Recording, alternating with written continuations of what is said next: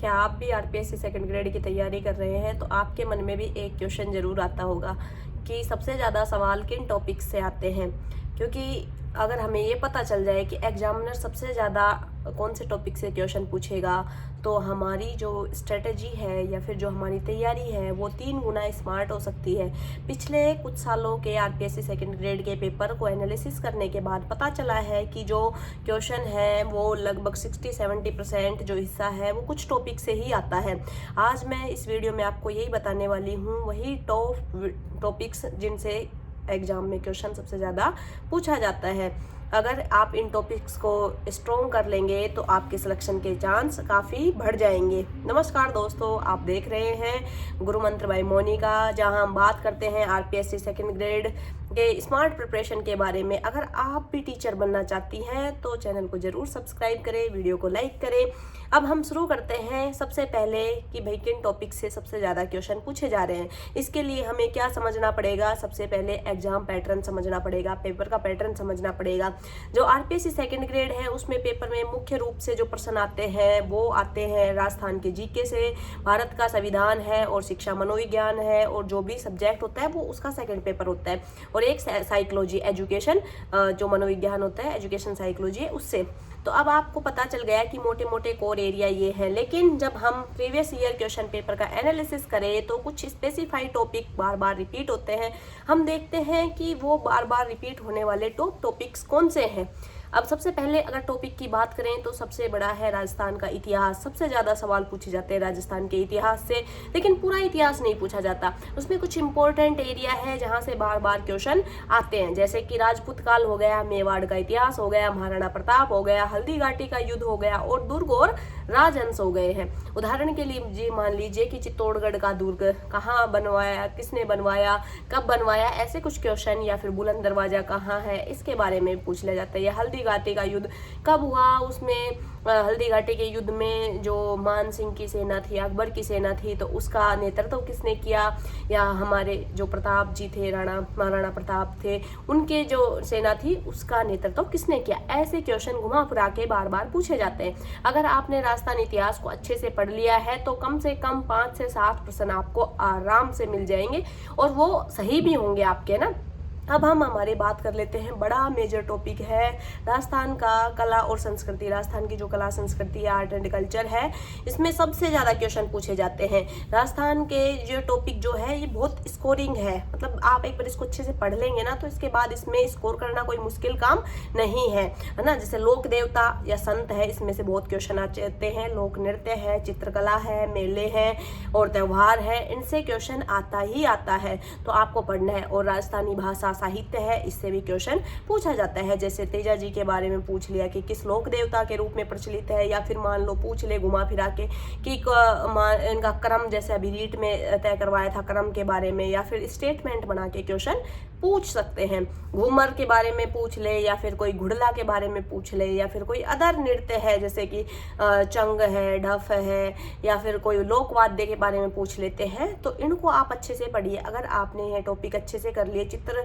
कला, साहित्य, मेले, त्यौहार, लोक नृत्य, लोक देवता, इनको अगर अच्छे से कर लिए तो इसमें भी 4 से 6 जो प्रश्न आएंगे वो आपके सही हो जाएंगे।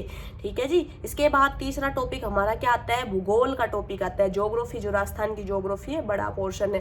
राजस्थान का भूगोल में ज्यादातर फैक्चुअल क्वेश्चन आते हैं। फैक्ट में भी क्या पर्वत पहाड़ पूछते हैं, पठारी मैदान के, या तो पठार वगैरह पूछ लेंगे। या फिर मुख्य टॉपिक है नदियाँ, एक क्वेश्चन नदियों से जरूर मिलेगा। झीलें हैं, राष्ट्रीय उद्यान है, खनिज संसाधन है, औद्योगिक प्रदेश है, इनसे जरूर क्वेश्चन बनते ही बनते हैं। वन संपदा है, पशु है, वनस्पति है ना, तो इनसे क्वेश्चन मिलेंगे। आप जरूर से देखिए। इसके लिए आप सिखवाल की बुक को ले सकते हैं। सिखवाल की बुक में मैप के थ्रू दिया हुआ है, तो मैप के थ्रू आप उसको कर सकते हैं। जैसे सांबर झील कहाँ स्थित है, सबसे खारे पानी की झील कौन सी है, रणथंभौर अभ्यारण्य कहाँ पे है, या फिर करंट से रिलेट करके भी पूछ लेते हैं कि जैसे अभी कुछ अपने बनाए हैं ना ओरण थोड़े दिन पहले मतलब वो था, और उससे पहले भी अभी कुछ संरक्षित क्षेत्र और बनाए गए हैं, उनके बारे में पूछ सकते हैं। तो नदियाँ और खनिज को तो अच्छे से पढ़ना ही पढ़ना है, और इन सब टॉपिक में से 4-5 क्वेश्चन आपके अच्छे से सही हो जाएंगे। फिर मेजर एक अगला टॉपिक है हमारा भारत का संविधान, जो हमारा सेकंड ग्रेड है, उसमें इंडियन पॉलिटी जोड़ रखी है।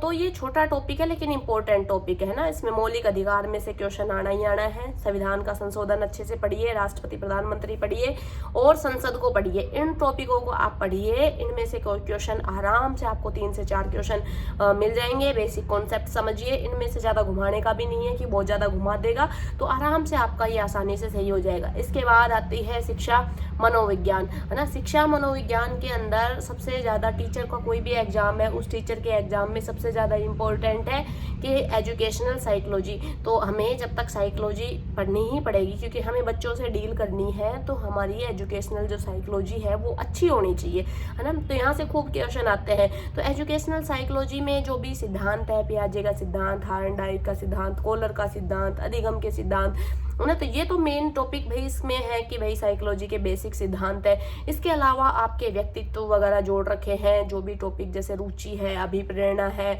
ना। तो इन टॉपिक को भी अच्छे से आप पढ़े, बुद्धि है, इन टॉपिक को अच्छे से पढ़े। टॉपिक छोटे हैं लेकिन स्कोरिंग है, साइकोलॉजी बहुत स्कोरिंग सब्जेक्ट है, अच्छे से आप उसको करेंगे तैयार, तो आराम से आपके 5 से 7 क्वेश्चन ठीक हो जाएंगे और बहुत बढ़िया आपकी प्रिपरेशन हो जाएगी। अब सबसे जरूरी बात है कि प्रिपरेशन की स्ट्रेटेजी क्या होनी चाहिए। अगर आप ये चाहते हैं कि कम समय में ज़्यादा से ज़्यादा सिलेबस कवर हो, तो उसके लिए क्या आप अपना सकते हैं कि आप सबसे पहले पढ़े राजस्थान का इतिहास, कल्चर को तैयार अच्छे से कर ले।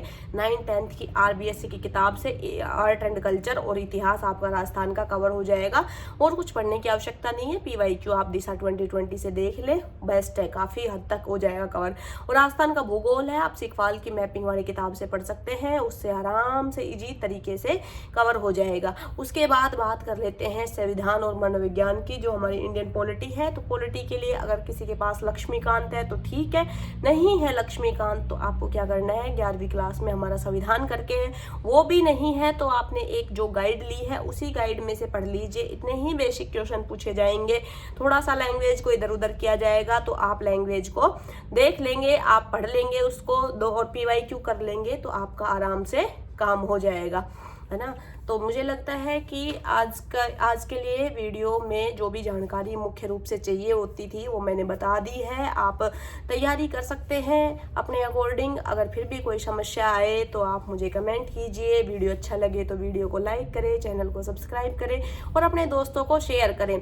और आप सभी कमेंट करके मुझे बताएंगे कि आपका सिलेबस कितनी बार हो गया है और आप क्या सच में ही RPSC सेकेंड ग्रेड टीचर बनना चाहते हैं। अगर बनना चाहते हैं हाँ, तो कमेंट में जरूर से जरूर लिखे RPSC सेकेंड ग्रेड टीचर। जो भी कमेंट में RPSC सेकेंड ग्रेड टीचर लिखेगा वो जरूर से इस एग्जाम को क्वालिफाई करेगा। और तैयारी को ऐसे ही बनाए रखें, तैयारी करते रहें। कोई भी समस्या हो तो प्लीज़ कमेंट कीजिए, बताइए। और भी कोई टॉपिक पे आप चाहते हैं वीडियो तो ज़रूर बनाएंगे। बहुत बहुत धन्यवाद, थैंक यू।